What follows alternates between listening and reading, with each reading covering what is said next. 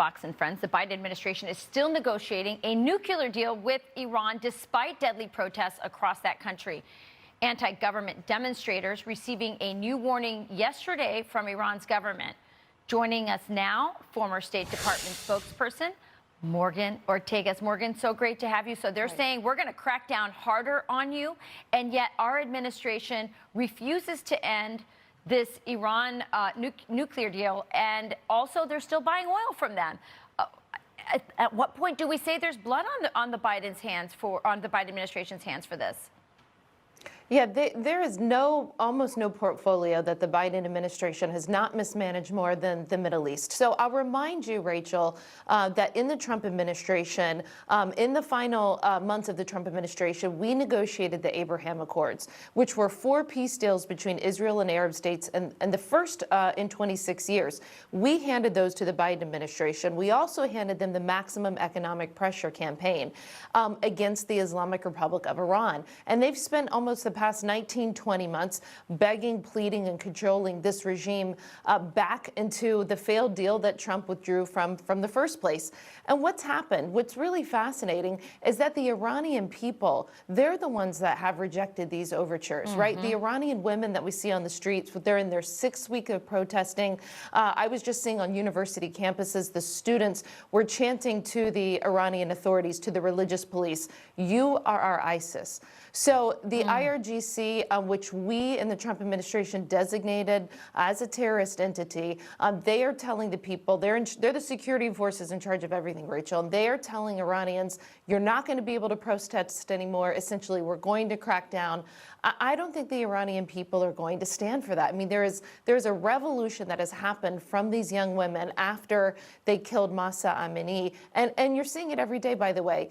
Young women, as you show here, are cutting off their hair, but they are losing their lives. They are being killed by the religious police for the crime of showing their hair. Yeah, I think we have to just make the point, because it's happening, that this government, our government, is empowering them. I mean, this is a moment where they could be, the Iranian regime is weakened, the people are against them, and we're funding them and making them stronger at precisely the wrong point. I also point to you that in our country, Morgan, feminism is associated with the right to kill your own offspring.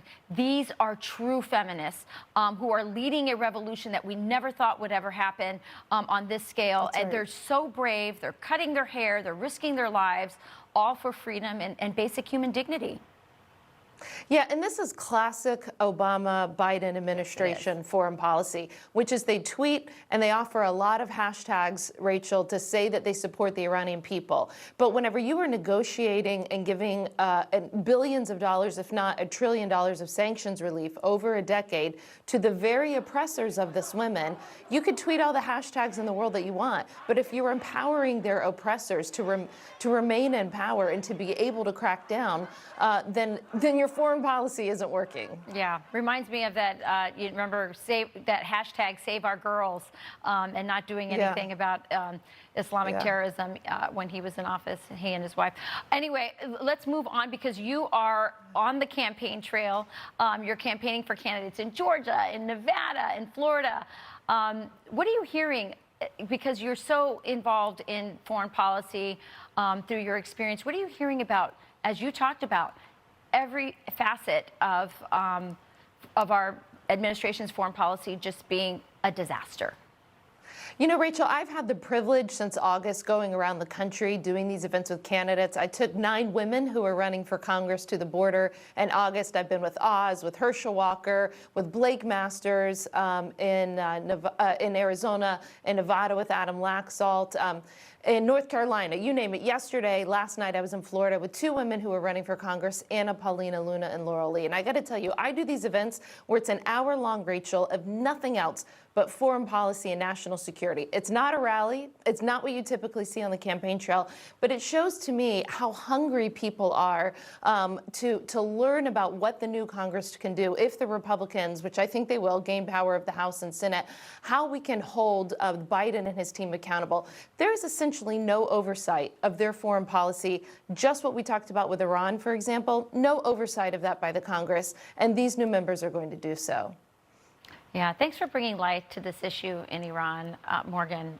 We really stand with those women, and we're glad that you're out there being a voice for them, at least here in America. Thank you, Morgan. Thanks, Rachel.